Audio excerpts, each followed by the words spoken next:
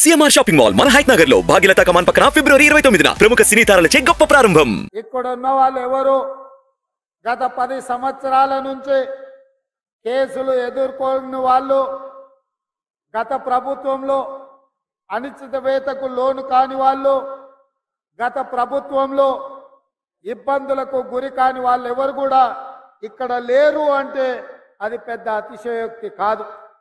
అయినా 10 సంవత్సరాలు ఆనాటి చంద్రశేఖరరావు ప్రభుత్వంలో ఎన్ని కేసులు పెట్టినా, ఎన్ని కష్టాలు పెట్టినా, ఎంతమంది ఆస్తులు ధ్వంసం చేసినా, ఎంతో మంది ఆస్తులు ఆక్రమించుకున్నా, ఓపికతో సహనంతో ఆ ప్రభుత్వానికి వ్యతిరేకంగా నిలబడి నిటారుగా నిలబడి కొట్లాడి ఇవాళ కాంగ్రెస్ పార్టీ అధికారంలోకి వచ్చిందంటే ఈ అధికారంలో మీ కష్టం ఉంది, మీ శ్రమ ఉంది, మీ రక్తం ఉంది.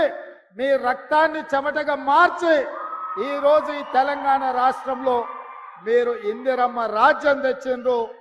మీరు కష్టపడ్డారు కాబట్టే, మీరు గుండెల్లో పెట్టి చూసుకొని భుజాల మీద మోసిండ్రు కాబట్టి ఇవాళ మీ అన్నగా, మీ సోదరుడిగా ఇవాళ ముఖ్యమంత్రిగా ఇక్కడ నిలబడి మాట్లాడుతున్నా అని చెప్పి మా మిత్రులకు నేను తెలియజెప్పదలుచుకున్నా. మిత్రులారా, మీ త్యాగాన్ని ఎప్పుడు మరువము, మీ కష్టాలను ఎప్పటికి గుర్తు పెట్టుకుంటాం. ఎవరైతే ఆనాడు 10 సంవత్సరాలు కాంగ్రెస్ పార్టీ జెండా మోయడానికి కష్టపడ్డారో, అవసరమైతే మీ ఊపిరైన వదిలిండ్రు కానీ పార్టీ జెండాను వదలకుండా భుజాలు కాయలు కాసే విధంగా పార్టీ జెండా మోర్చిండ్రు. మీ రుణం తీర్చుకునే సందర్భం వచ్చింది. మిమ్మల్ని ఆదుకునే బాధ్యత పార్టీ మీద, నా మీద ఉన్నది కాబట్టి ఇవాళ మిత్రులారా, ఎన్నికలప్పుడు ఇదే రంగారెడ్డి జిల్లాలో రాజీవ్ గాంధీ ప్రాంగణం తుక్కుగూడ ఆ ప్రాంతంలో సెప్టెంబర్ 17 నాడు మన నాయకురాలు, మన అభిమాన నాయకురాలు సోనియమ్మ సెప్టెంబర్ 17 నాడు 6 గ్యారెంటీలను తెలంగాణ రాష్ట్రానికి ఇచ్చింది. ఆయనలో 10 లక్షల మంది అక్కడికి వస్తే 10 లక్షల సాక్షిగా 4 కోట్ల తెలంగాణ ప్రజలకు సోనియమ్మ మాట ఇచ్చింది.